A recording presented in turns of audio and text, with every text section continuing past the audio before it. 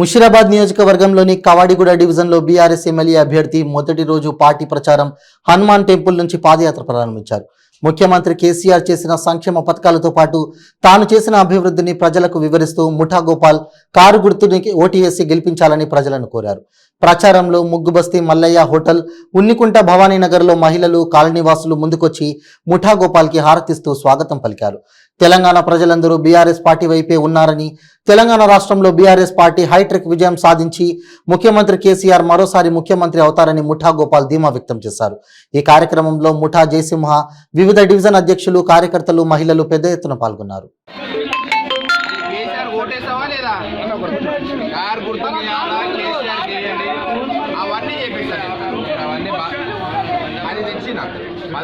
కాదు మాకు కొత్తగా అప్లై చేయాలి. గారిని గెలిపియండి, కేసీఆర్ గారిని గెలిపియండి, మీకు అన్ని మంచి జరుగుతాయి. ఓకే,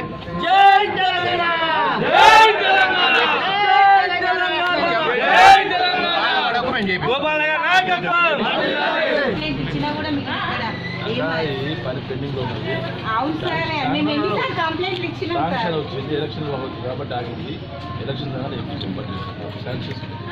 ఈ శాంక్షన్ అయిందమ్మా, ఈ వరకు శాంక్షన్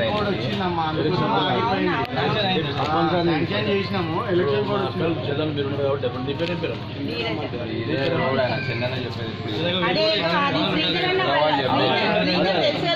చేపించాం వాళ్ళ ఫ్రెండ్ వాళ్ళ మిసెస్ అందుకని చెప్తున్నాం.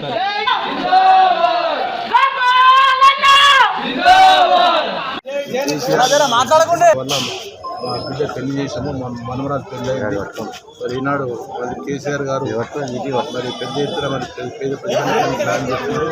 అదేవిధంగా ముఠా గోపాల్ గారు వచ్చిన తర్వాత మా ఐదేళ్ళు చాలా ఎత్తున రోడ్స్ తయారని వాళ్ళు ఓట్లుతున్నాం. కేసీఆర్ గారిని మరోసారి ముఖ్యమంత్రి చేస్తారని తెలియజేస్తున్నారు.